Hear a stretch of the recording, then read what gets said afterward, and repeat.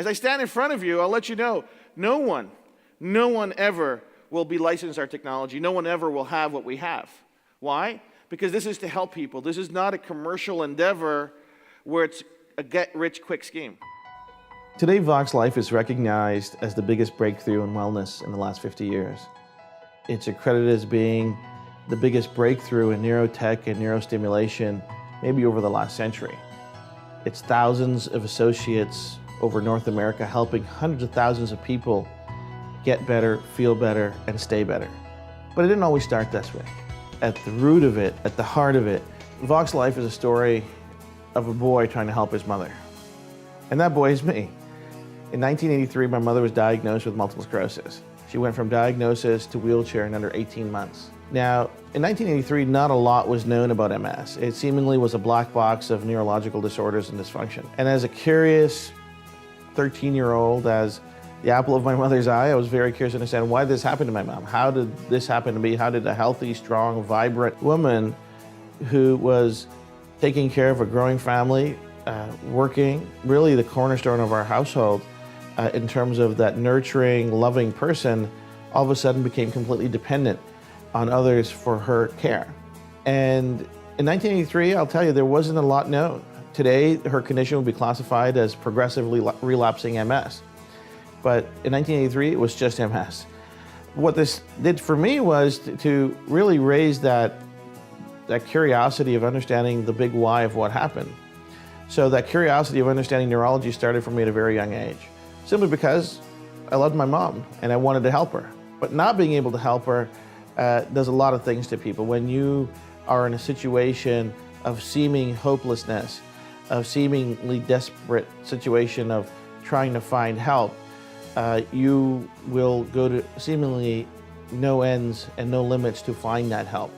And I think that's true for all of us. Those of us that have loved ones that we've cared for or that have been ill, there really isn't any end we won't go to help them. And really it was that determination and that passion, that love for my mom that allowed me to continue in later years in my life to discover and to investigate and to develop and invest in finding ways to help people with conditions that perhaps didn't have solutions in traditional or generally accepted healthcare and wellness.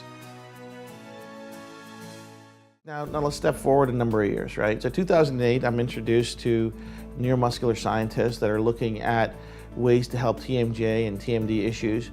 And there was an invention of an oral orthotic that was designed to help people with TMJ and TMD issues. A side effect of that product was improvements in vestibular response, balance, stability, range of motion, flexibility. Now, as somebody that has studied neurology for so long in the hopes of helping my mother, this was fascinating to me. Here was a non-electrical, non-chemical way to elicit a neuro response. And all I could think of when I saw this was there a way to help my mother? Was there a way to help people with MS?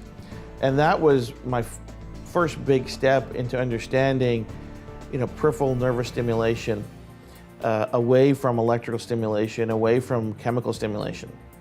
So what do we do? We looked at all the different ways that the body responds to neurostimulation.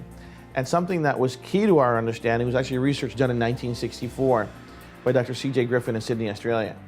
What Dr. C.J. Griffin had done was actually mapped out trigeminal disorders and the impact on reticular formation in the brainstem. Now, reticular formation is just gray matter inside the brainstem that has all these different nuclei that help control and regulate our autonomic functions of our body, the sympathetic and parasympathetic systems. In layman's terms, the brainstem is critical for our overall health and wellness. It controls our heart rate, controls our breathing, controls our balance, our stability, our body's natural pain-fighting mechanisms. It controls our posture. All the things that we don't want to think about are controlled by the brainstem and the nuclei in it. And what Dr. C.J. Griffin mapped out was that if there's a disorder in the trigeminal system, so the nerves in the face, or disorder in the peripheral system or information coming into the brainstem, there's going to be a disorder or disruption in the functionality of the brainstem. And he concluded that if there was harmony in the information coming in, and if the brainstem could reach homeostasis or reach a balance, you'd see a remarkable and immediate improvement in the functionality of the brainstem. Now, this is remarkable. What this says is that the brainstem is so critical to overall health that we can really make drastic and meaningful impact on quality of life if we can reach brainstem homeostasis. And that really was the beginning of Vox in terms of what it is today, of understanding how do we get to that. Now there's a big gap between looking at trigeminal disorders in the face and getting to the bottom of the feet of where Vox HPT is today. And it's a really interesting story, and I'll share it with you. So when I was researching trigeminal disorders, I came across a condition called trigeminal neuralgia. Now, some of you might know that trigeminal neuralgia is an inflammation of the cranial nerves in our face. So some of us might have eaten ice cream too fast or drank something that's really cold too fast, and we get a brain freeze. Trigeminal neuralgia is seemingly a brain freeze 24 hours a day. It's a severely debilitating condition.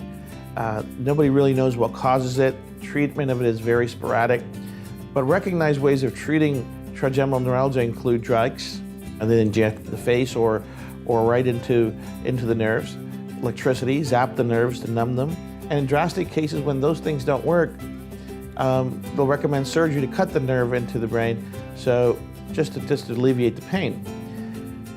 These were nothing that we wanted to investigate or really look at because we weren't looking for those solutions. We weren't looking for surgery solutions. We weren't looking for chemical solutions. We weren't looking for electrical solutions. And the reason I wasn't looking for those is because I had investigated all of those solutions. In trying to help my mom, I had investigated the latest therapies for MS, the latest drugs for MS, the latest electrical treatments for MS. You name it, it had been investigated, it had been approached, it had been tried, and really we hadn't seen the results that we were hoping for. But something along the way of investigating trigeminal neuralgia, I came across anecdotal evidence from all over the world that manipulation of the bottom of the feet was at times very successful at soothing the pain and really reducing that inflammation. Now, having studied Dr. C.J. Griffin's work and understanding that soothed nerves going into the brainstem would lead to a better operating brainstem, this was another milestone in understanding. If there was something on the bottom of the feet that could help the brainstem function better, we needed to figure out what that was. And that's what led to a 6-year discovery journey of understanding what are the different inputs, the neuro inputs on the bottom of the feet, how do they connect to the brainstem, and what can the outcome be?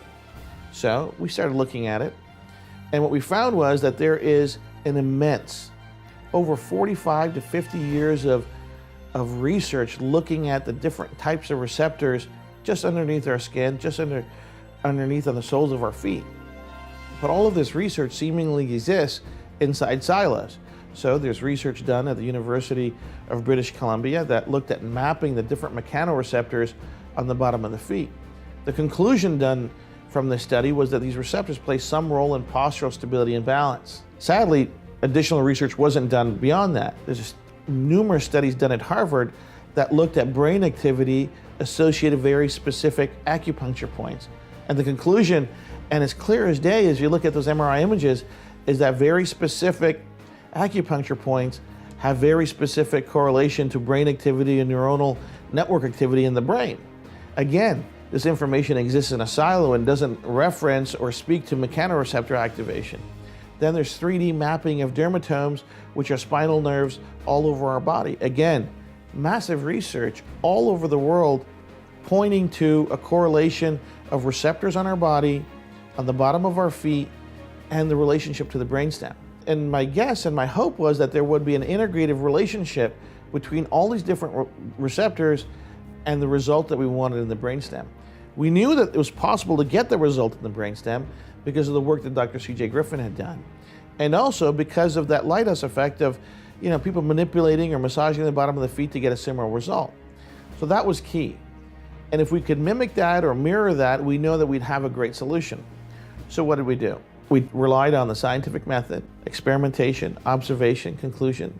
We had hypotheses that we could affect brainstem activity and help the brainstem get to homeostasis. And finally, at the conclusion of 6 years, we were able to deduce a very specific pattern of receptor activation on the bottom of the feet that signals the brainstem to help it reach homeostasis. Now think about this. We can touch very specific pattern and sequence of receptors, nerve endings on the bottom of the feet, individual receptor cells on the bottom of the feet, that collectively will help the brainstem get to homeostasis.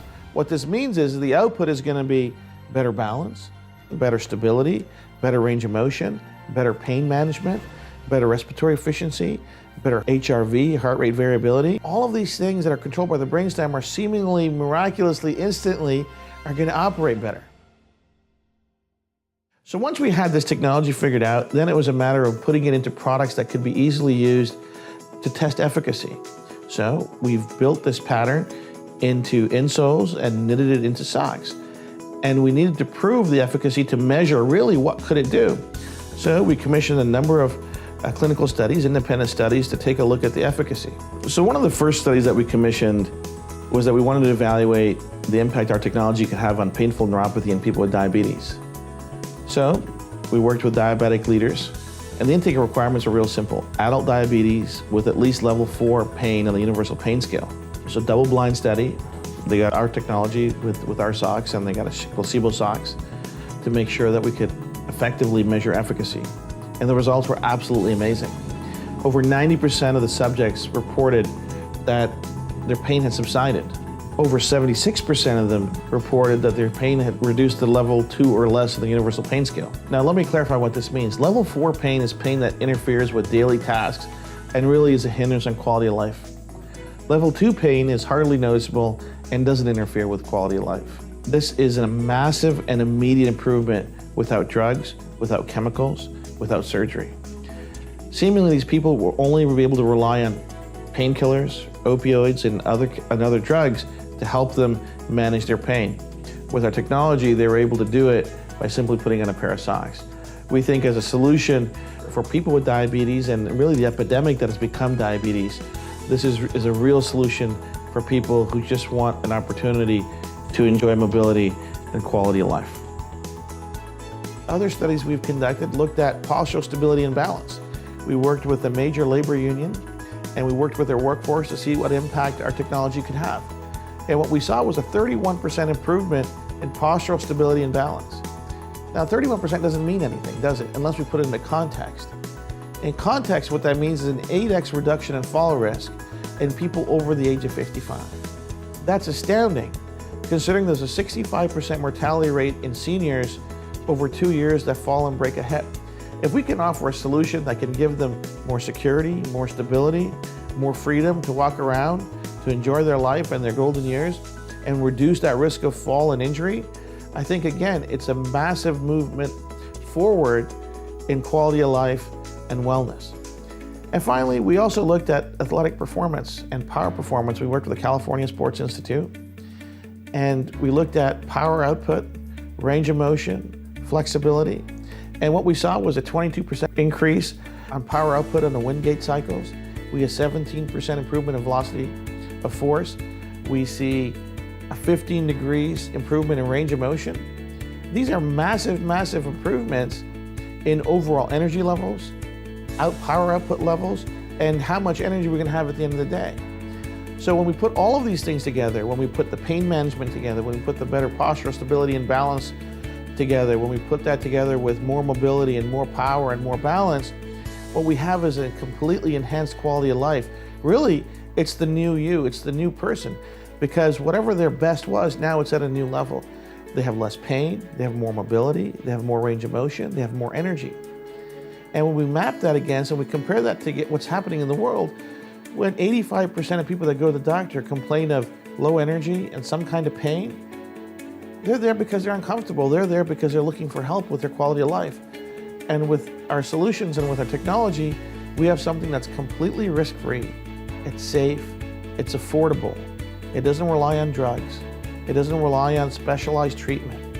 And they can use it every day out of the comfort of their own home without any special training. That's the promise of VoxxHPT. We have a commitment here at VoxxLife. We want to help 1 billion people with their quality of life and wellness. And the reason it's 1 billion is any mission that we have has to be bigger than my own personal mission. My mission was to help my mom, and through that it's evolved into helping everyone's mom, helping society in general. But that mission would end if it was too small. Then it would only be a movement. What we're talking about is a wellness revolution. What we're talking about is each of us helping those people in our lives, our friends, our families, our parents, our children, our siblings, with their quality of life and them sharing that with their friends and family. When we were starting to look at developing this technology, I spoke to a lot of thought leaders in neurology, neurostimulation, neuromodulation, and every single one of them said that our goal and our purpose and what we wanted to develop couldn't be done. They said that all the textbooks in neurology, all the readings that they'd done, all the research that had been done, clearly indicated that there wasn't a precise enough way to get that stimulation in the brain, that without electricity and without drugs, there was really no way to get the brainstem to work better. But this didn't make sense. So in the spite of all the expert evidence and all the expert testimony, we strove forward to finding that solution and finding that answer. And what resulted after 6 years is really an earth-shattering solution. So to put it in perspective, what VoxxHP delivers, there isn't a single neuromodulation, neurostimulation device that's electricity-based that delivers the benefits our technology delivers. There isn't a single chemical or drug that delivers the benefits our technology delivers. There isn't a single nutritional product in the world that delivers the benefits our technology delivers. And there isn't a single modality or therapy in the world that delivers the benefits that our technology delivers. The word disruptive gets thrown out a lot. And most people think that, oh, it's just something cool and new. To be truly disruptive, it has to be magical. It has to be seemingly improbable, impossible. And that's what's happened with VoxxHPT. We have a drug-free, electrical-free, risk-free solution that helps manage pain, helps improve mobility and quality of life. That's the promise of VoxxHPT.